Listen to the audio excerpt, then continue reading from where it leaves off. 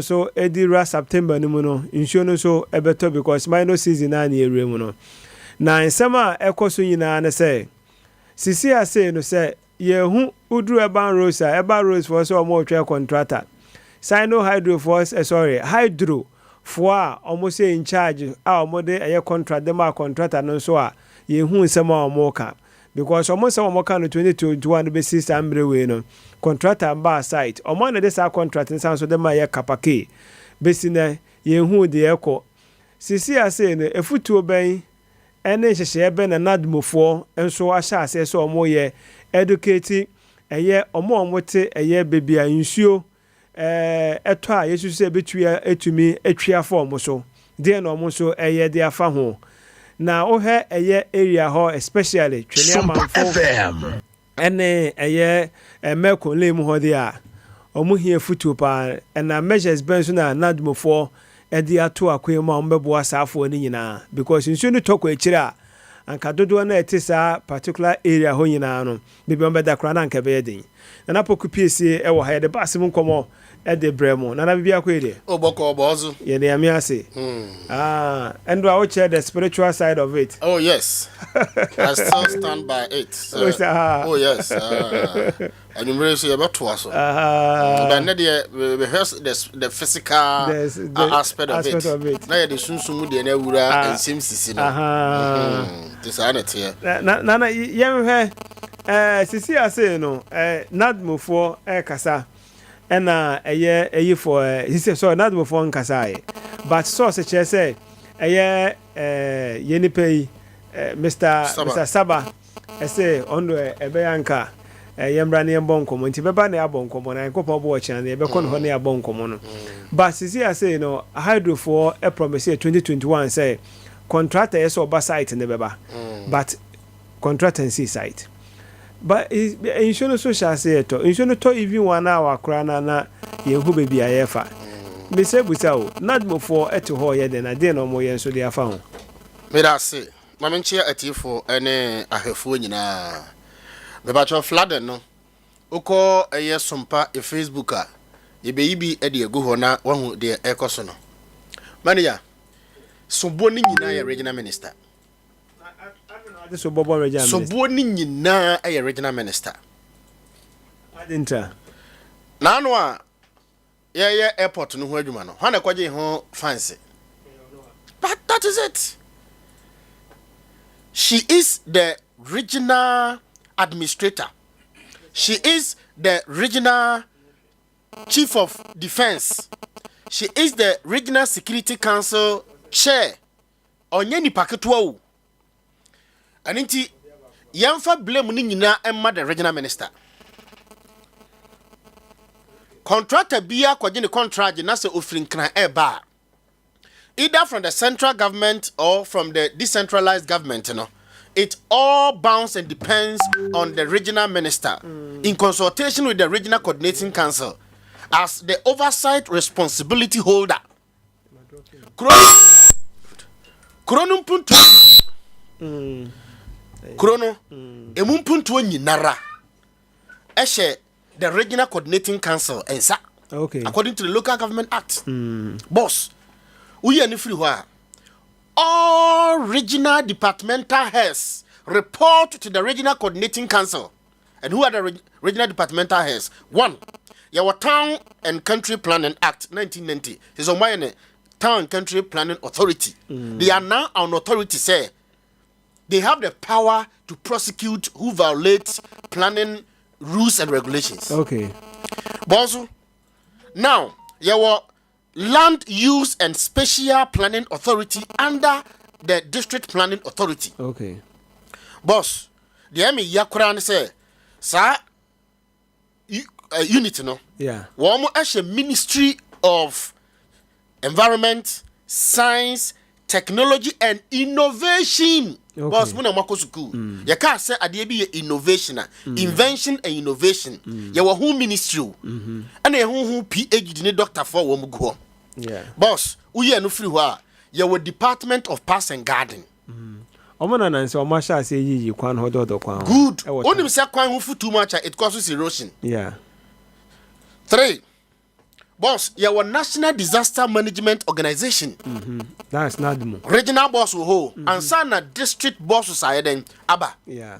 boss uye ni free ho your building your facility management and inspectorate division your building inspector region bia I want a building inspector region bia want an engineer boss bacho me and all these regional departmental heads they officially write to the regional coordinating council headed by the regional minister on whatever goes on in the region and in the municipalities. Okay. And the report to Bain and regional feeder roads. Report to Bain and regional urban roads. And they are the regional coordinating council headed by the regional minister as the regional security council chair on the delay of the of the contractor. Yeah, this are boss Machafi, what must say? Because Emrani say periodically, as I say, every departmental head biano quarterly. Yeah. Or they report to the regional coordinating council. Signed, sealed, and assented by the regional minister as the head of the security council chair on every departmentals. Okay. Every week, all departmentals are security agencies. They report officially by written to the regional minister. Okay. And the police for the report to weekly. Bank of Ghana for the report to weekly, and intelligence the report to weekly. And the intelligent wise, a dear intelligent na BNI now NIB. National Security. But what I say, NADMO, a committee bakwa, the security intelligence in the region. Ediama regional minister, pursuant to say in so tough flood betting the Abba. So can NADMO for Mran Wamshishenua. There were 3 major flooding areas Sunyani. And Krata Mono, report Mono. Melcom area hono one of the major area critical area. Critical area. 2 Moonlight FM, Space FM, Asia Hono, Fear going in a flooding zone. National Disaster Management Organization for a day. Where a reporter they have officially written to the regional coordinating council say that should be no. A bit me then SC Bozu, Egu Facebook no so. Yeah. You be yachra almost say and ra. Na no fear dan so toy no. Boss tie.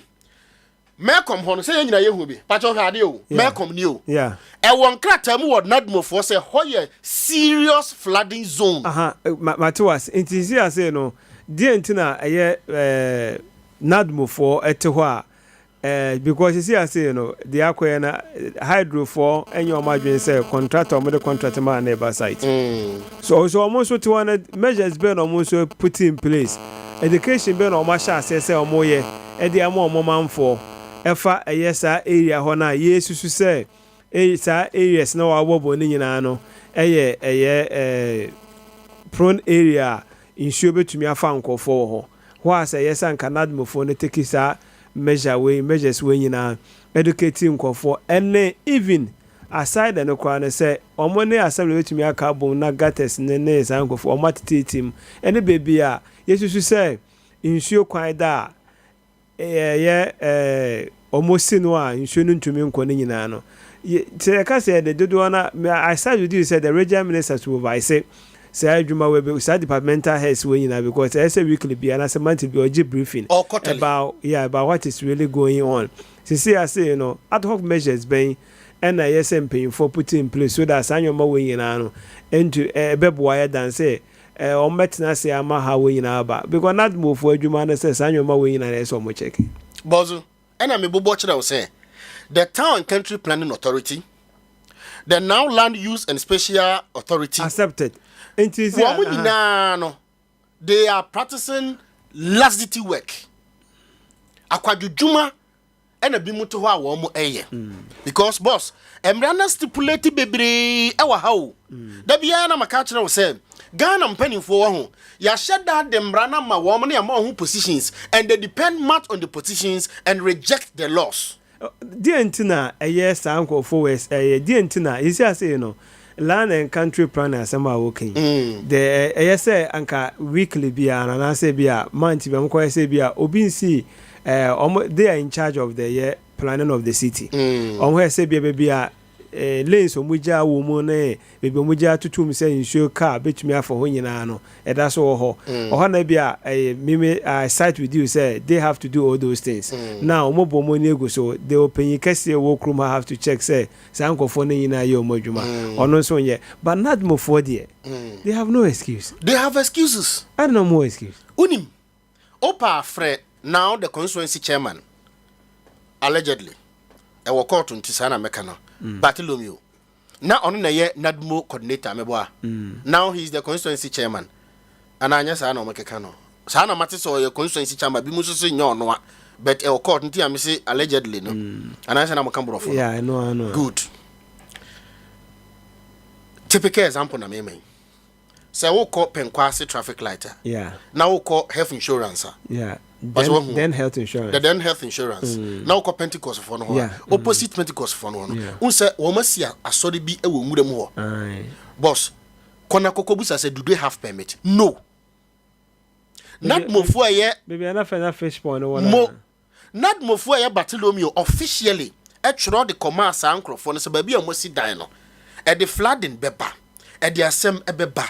Besinne so permit so ni permit no the amate kura ne say upon so no the craft no command no wasan so enya permit after so man won in nature no into one busa I say the building inspector or what the whole brafo or Bono region the building inspector or Sunyani municipal assembly why the man sankrofo no permit if no cross or more permit and if so many permit in so why the man mo kwaye hwe han ti o mu sit down na o tu foundation e gukresu no into o mahu no boss 2 Okosa second flooding zone na me try say Moonlight FM ni Space FM ase ho na the omo ya gates na good boss kokofе gates no maye ho no omo bie mu ara kokofe gates na maye no aye chamber hall chamber hall abrosan ne suru nyina ho boss gates ni nyina bubu isu to ka bites me see e wo hala nra makokofe gates ni nyina bubu walls na e wo ho ni nyina abubu why because construction na omo ye no wo mo ye kopim ha omo ye kopim brotherhood wesen ko moto aso no man to aso na omo ja na ho asa nti nsuo na free brotherhood ho no ba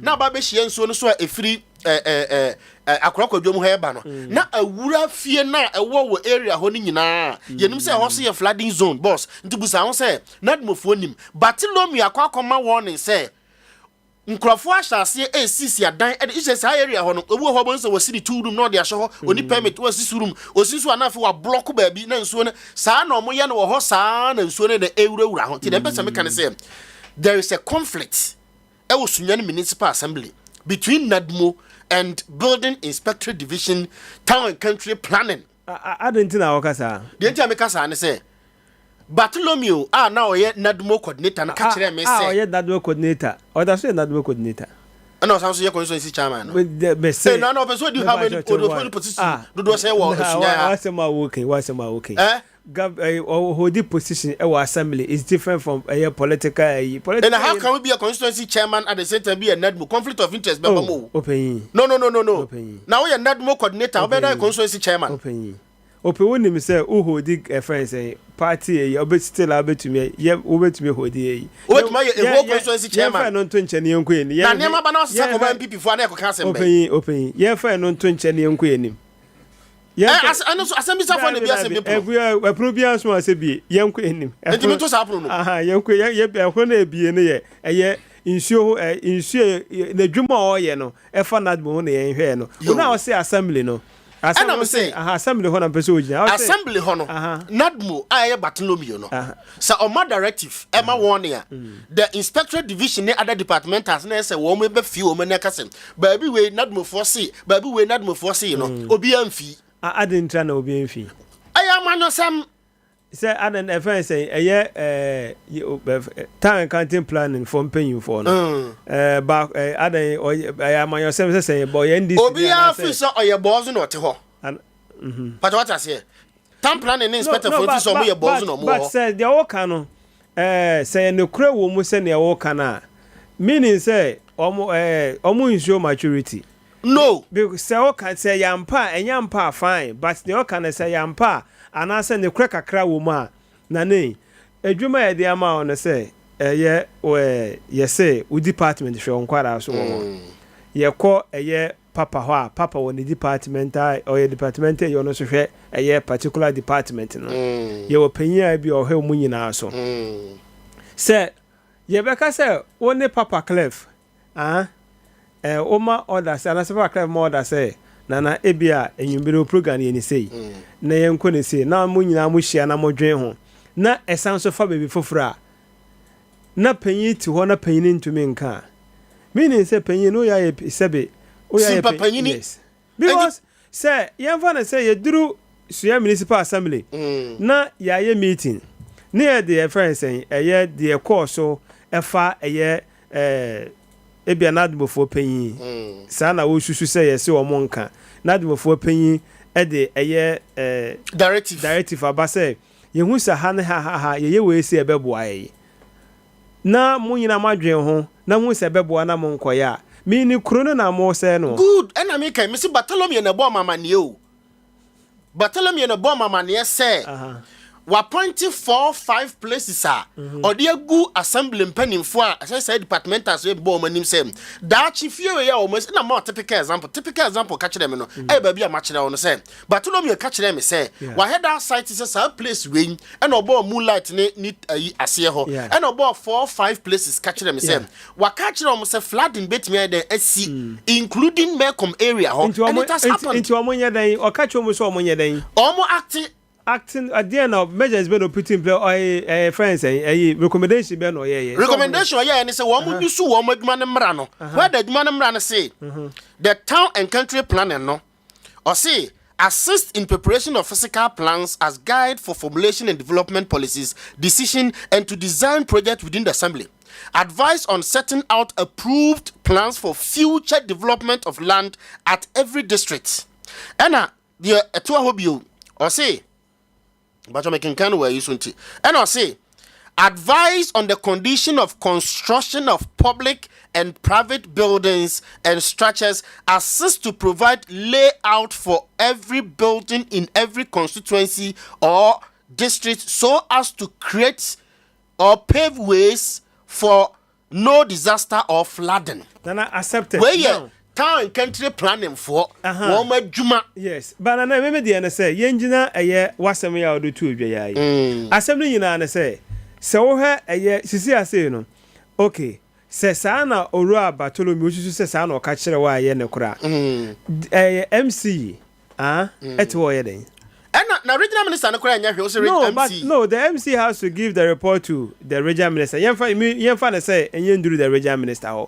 Now, yes, o say eye nadmo paying ama directive say critical areas bi wo ha ensure national say unity no mo hwe no mo ye bibi mfa ho but town country planning for any other department eyo mo ni say the opinion no recommendation na so de baaye no o ma bo to go mo hu sebe yan say wo mu nti o mo to na eye the MC to no unu so hu say saadi we the opinion kan eye Then the senior class or catch you say, Massa, go and do your job.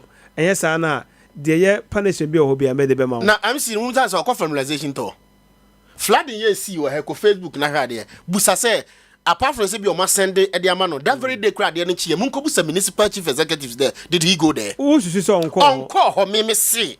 Boss Pacho me see and so come call and two.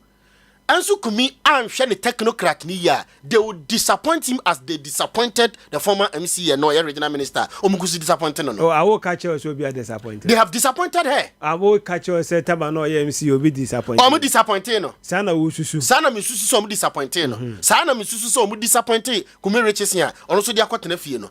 Boss say one here technocrat ni ya. Technocrat. Boss that report on any ho. Boss me pa wo. Enti National Disaster Management Organization. National Disaster Management Organization for me say to strategic objectives NADMO. To improve human and institutional capacity. To promote disaster risk reduction. To strengthen disaster prevention response mechanism in every district. And to link NADMO disaster management with all the departmental in every assembly so as to know all risk places to prevent risk and flooding. But on Yamina Mitri, we have for the way not move for. Aha, it is here say not before call duty no. Omo combat no. Good. It didn't see omo kwan say sanyo ma we na no. And I make us say Bartholomew catch it almost say me my Juma as a NEDMO coordinator ma quality sanema we nyina. And the building inspector for Department of Parks and Garden. Mom di ayibeto ano mo hwe nye say adwuma no. Wo ma nye and lead it to sanema we. Urban roads for catch am say we be see. Yeah Ben or this report. Me bacho last year na Bartholomew catch them. Last year no bomb me am sa last year no technocrats ne MC atna ho a ama sa problem asanso ababiem. So mo hwe ya nya nka flood yesi. So mo hwe ya nya nka new town ase ho no. Into boss ni nesi na no fie da. But so omo take measures bi kakra. Them measures especially on new town ho asem ya wo. Gata na omo ye. Boss omo nya gata ne kra nka ye. Sa omo nya gata ne kra no mu ja na sa tete na nka ye. No, because I don't think I can so much as I got an. Oh, and now, Father, the monko, I send the pictures in India. Some person up and Yami admin numerasia. Boss, my head alcohol said, Tama no munya, yes, I got test. No flooding, no echo, but then too much to say, boss. It's me, Bogura, I'm a moving pick, no. A Bogura, if you be a whole BM. But first, I'm more and then to me, then to me, Mongra, but a Bogura, fear mamma. Frigi, but a foot frigi. And Mr. Coco says, I got an unswabo. That I mean, dear. And Mr. Coconco, Coco should go there and look. A boo, I say, a boo boo. Missy, Bozo, so man, you got an anke, ye. Because Gatano, boss, the Tiana say, baby, Sunyabus and Cassiero and a city Methodist one. Uzo, we got an ibi. And I want the pan and quanta. And I'm going to baby Roman, a friend, a brother for Asonda, Asonda one. Now, one man, young Quanco to get the BM hot. Okay. But what I say, no, my Jan is Ansasa, and the ensure no tar. Now, the free brother would Surono, and a apostolic for us on no. Nay, Senia, Baby Gusa got a noom, and a sagat and woman, ma'am. But what I say, no, mamma, near one new town on my new one. New one, okay. What I say, and a chisa now a batra fiat a batra gata no mo ye no now bow the fiat mo. Okay, but what it means say enye de wo ama enye specific for myself when you ama be moving pick no enye kese na ka ba so the brother would ho ba no a man yan koto hwi mo no je wi na sana gada now bow the fiat wo no mu nyina na mpese mbusa say wo mu wi sa gata no did the building inspector the engineer any san crofo na ye wo maduma mekenkan ma no did they go there? And two, Uko Hamran say, Kokoya stakeholders consultation, Busa woman say, but since ye we no, and they say ye we no, it is saying, and now look at what has happened. In Shonuzo Agusuto. Agusuto. Oko original minister feel was a sea a flood in near sea, and Sebias Waha. Because Gatta says, Sefa Tani Yamana, you know, Kini. I don't know how you won't go for that. That be because original minister on Jalad Bay. On Tia water bay. On Tia, the school, Nimbus, Tobo. What I say? Tobo. And so Kuminano, I know a teacher. Yamado says on Jalad Bay. Nana Tobo.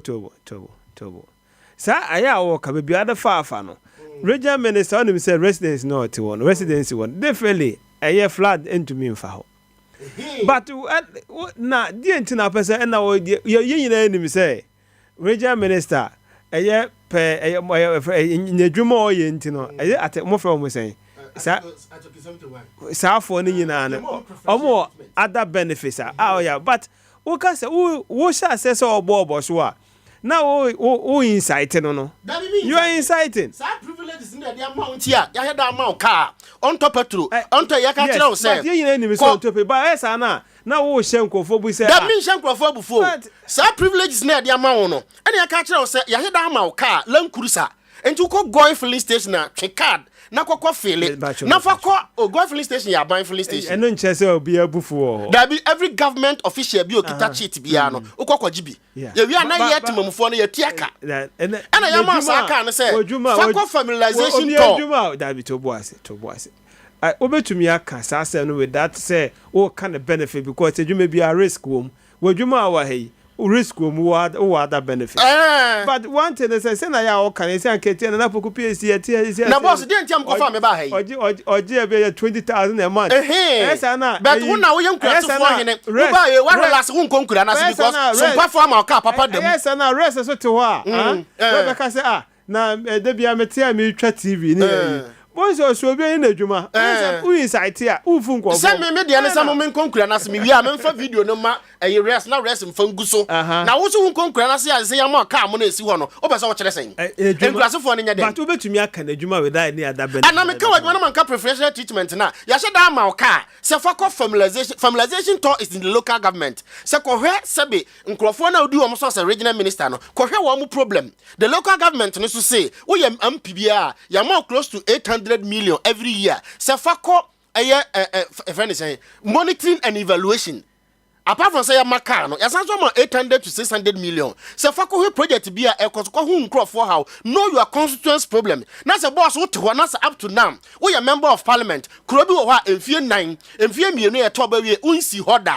Scan na wo dem no mi define ne sesen. Sika na dia mo say fako monitoring and evaluation na. Ya di contract ya makapake. Why sad na ye di bi so sign on hydro di bi am another contractor afini onyansi hoda no boss pacho it is the responsibility of the MP yes I know hydro hydro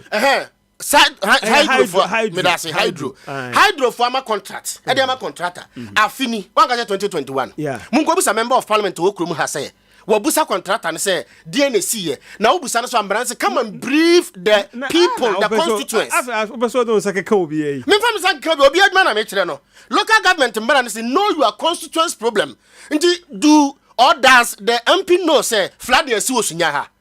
Orabo ko sia me ya kire mumusa na say oni say flood dey si e osunya ha. So onimu a o maka kire no. Nti MP embra friends isi usu sank MP mbra enko head isi abra ye nim say departmental heads bi wo ho modwuma no dem si wo na dwuma no MP ye yi ne so nko friends parliament sankrofo no mugu area 2 area 1 flat ni si wo monto abama Mr Sabawo wo monto abama friends Fidel Rose Penino Fidel Rose o technocrat usu sank MP nye den MP no emra mehu de ekoso wo no krom local government local government brand say know your constituents problem so as to advocate for their needs in parliament ko kachire building inspector panyina owogan nyina any road minister say road minister ada na the contract that dem o so saying hydro for na hydro dem contract 2021 ye 2022 now the picture no e dey a kire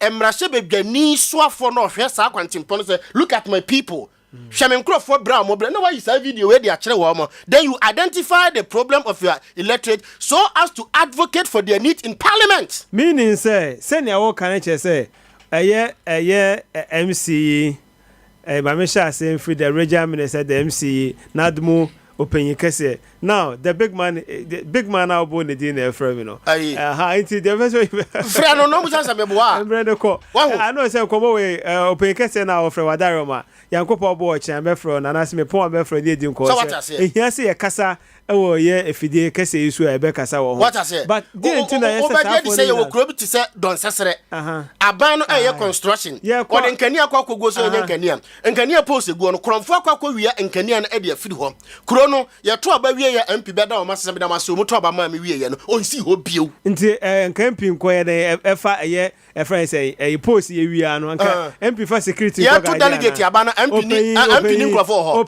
ya to delegate aba na no na MP ni nkrofo beto aba ma no MP nko for security ngogo a da bi MP ni ko hu nkrofo ha ma be say me hu say eye o link to a friends say don sesere no say post ayira so the MP should na nkrofo na won beto aba de ama wo no wo mo manya ayi nkania mfa nsia de BC for ba be kire member of parliament anya wadwuma sankra no beto BC dachi wo mo na ya electric this room find this at 6 yede na se baba na poku PSA for asem che yankopo bo a shia no ayumbre 7:30 to 10 p.m.